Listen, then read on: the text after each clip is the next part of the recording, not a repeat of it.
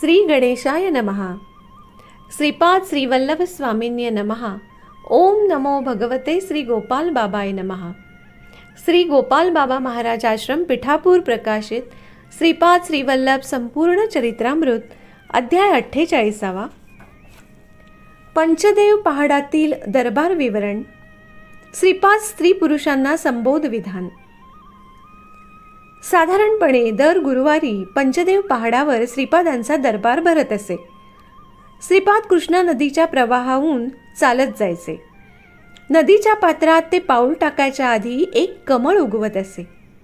त्या कमळात लाकडी पादुका कशा राहत असतील व कशा तरंगत असतील हा माणसाच्या कल्पनेच्या पलीकडचा विषय आहे. पाण्यावर चालणे पण विचित्रच ना. प्रथम हे फार विचित्र वाटायचे, पण नंतर ती त्यांची सहज लीला वाटू लागली. श्रीपादांनी कृष्णा नदी ओलांडताच भक्तगण त्यांचे आदरपूर्वक स्वागत करायचे. दरबार संध्याकाळपर्यंत चालत असे. परत जाताना पण ते पाण्यावरूनच चालत जायचे. जाताना तर पावला गणित कमळ उगवायचे.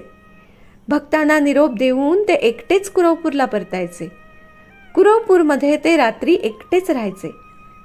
प्रत्येक शुक्रवारी कुमारी कन्यांना व सौभाग्यवतींना मांगल्यासाठी प्रसाद रूपाने हळकुंड देत असत. आपल्यापेक्षा मोठ्या स्त्रियांना ते कधी आई, कधी सुमती, तर कधी अनुसया माते म्हणून संबोधित असत. आपल्यापेक्षा लहान स्त्रियांना ते अगं वासवी, अगं विद्याधरी, अगं राधा, अगं सुरेखा म्हणून बोलवत. लहान मुलांना अरे सोन्या म्हणत. वयोवृद्धांना आजोबा, वृद्ध स्त्रियांना प्रेमाने आजी म्हणून संबोधित व हाक मारीत. श्रीपादांचा नित्य कार्यक्रम व दरबार. कधी कधी शुक्रवारी दरबार कुरवपूरला भरत असे. गुरुवारी कधी पंचदेव पहाडावर तर कधी कुरवपूरला दरबार भरत असे. हे त्यांच्या इच्छेवर आधारले होते. रविवारी दरबारात अत्यंत गहन अशा योगविद्येबद्दल सांगत असत. त्यानंतर आलेल्यांचे योगक्षेम विचारत, त्यांची सुखदुःख शांतपणे ऐकून अभयदान देत असत. सोमवारी पुराण कथांबद्दल सांगत. मंगळवारी उपनिषदाचा बोध देत असत. बुधवारी ते वेदांतावर चर्चा करीत. गुरुवारी गुरुतत्वाचा बोध देत विवरण करायचे.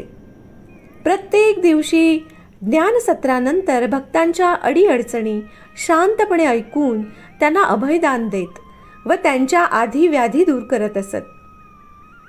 तर गुरुवारी येणाऱ्या सर्वांना भोजन देत असत. प्रेमाचा उमाळा आला की ते स्वतःच्या हाताने भक्तांना वाढायचे. भाग्यवंतांच्या मुखात घास भरवायचे.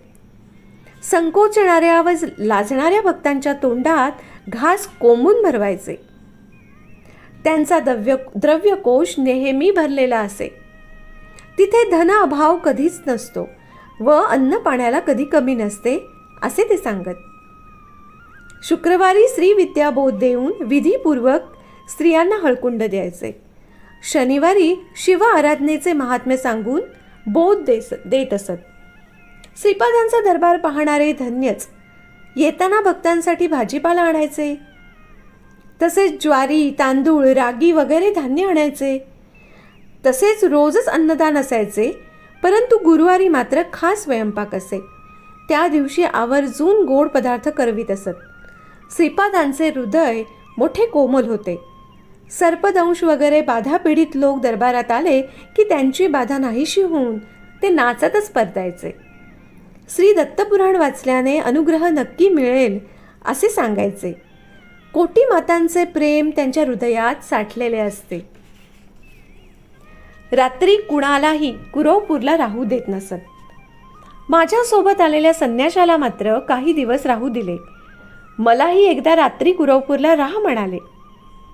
वृद्ध संन्याशाला काशीत जाऊन राहायला सांगितले. तिथेच त्याचे देहावसन होईल असे सांगितले. भांडी घासणे, जेवण तयार करणे, आलेल्या भक्तांची सोय बघणे, त्यांच्यावर देखरेख करणे हे माझे काम होते.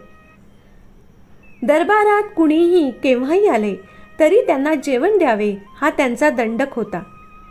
आलेल्याने जेवण झाले असे सांगितले तरी इथे मिळणारा प्रसाद आहे त्यामुळे विधीपूर्वक खा असा आग्रह करायचे. केलेल्या स्वयंपाकापेक्षा जास्त लोक जर जेवायला आले असे मी सांगताच कमंडलूतील उदक प्रोक्षण करायचे. त्यामुळे ते अन्नपदार्थ संपत नसायचे. असे अनेकदा झाले. रात्रीच्या वेळी विविध देवता विमानाने कुरवपूरला येऊन महागुरूंची सेवा करीत व त्यांचे आशीर्वाद घेऊन परत जात. कधी कधी हिमालयातून काही योगी येत असत. तेही पाण्यावरून चालतच येत. त्यांचे भोजन अगदी अल्प असे. मूठभर तांदळाचा भात व ज्वारी किंवा रागीचा अंबील बस. भक्तांनी मात्र पोटभर जेवण केले की त्यांना तृप्त वाटत असे, असे श्रीपाद सांगत. श्रीपादांचे भोजन अगदीच थोडे असे. मेलेल्या लोकांचे विधीपूर्वक श्राद्ध केलेच पाहिजे असे ते सांगत. 18 पकड जातीचे लोक त्यांना त्यांच्या मुलासारखेच वाटत. कुणाच्याही बाबतीत ते पक्षपात करत नसत. मी प्रत्येकाच्या धर्मकर्मानुसार फल देत असतो असे ते सांगत. आजची संधी पुन्हा पुन्हा मिळत नसते असेही ते सांगायचे. येणाऱ्या अवतारात माझे कडक नियम राहणार असेही सांगायचे. कित्येक जन्माच्या पुण्यफलाने त्यांच्या दर्शनाचा लाभ होतो. हाती आलेल्या संधीचा पुरेपूर वापर करावा, नाहीतर अनेक जन्मांनंतर सद्गुरू दर्शनाचा लाभ होईल असे ते सांगत असत. या विशाल प्रपंचात कुठल्याही युगात 1,25,000 सिद्ध पुरुष राहतील. हे सर्व त्यांचेच अंश. त्यातल्या कुणालाही शरण जाऊन त्यांचा आश्रय घेतला तरी श्रीपादांचाच अनुग्रह त्या अंशाद्वारे प्रेरित असणार असे सांगितले. या सर्व सृष्टीचा तेच आधार आहेत. त्यांच्या संकल्पानेच उत्पत्ती, स्थिती व लय होत असतो. कुठल्याही गुरुला नमस्कार केला तरी तो त्यांनाच पोहोचतो असे त्यांनी सांगितले. देवतांना राग आला तर गुरु रक्षण करतो, पण गुरुलाच राग आला तर त्यापासून रक्षण करणारे कुणीच नाही. त्यांची पूजा अर्चना करणाऱ्याला ऐहिक व पारलौकिक दोन्ही लाभ मिळतात. या सृष्टीत कुणाचाही द्वेष करू नये. केला तर तो द्वेष गुरूंनाच पोहोचतो असे ते सांगत असतात. त्यांनी अनुग्रह करण्याचे मनात घेतले तर ते योग्यता अयोग्यतांचे परिशीलन करत नाहीत. अनुग्रह मिळवण्यासाठी फार सात्विक भाव तुझ्यात असावा असे ते म्हणत होते. हृदयात भगवन नाम स्मरण करत कर्म करावे. कुरवपूर हे विशेष महिमान्वित क्षेत्र आहे. याचा फार मोठा महिमा आहे. इथली ईश्वर मूर्ती फार जागृत आहे.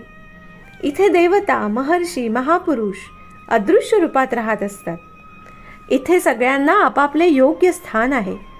हृदयात भगवन नाम घेत कर्म आचरण करत जगावे. हे कर्म धर्मसंमत असावे.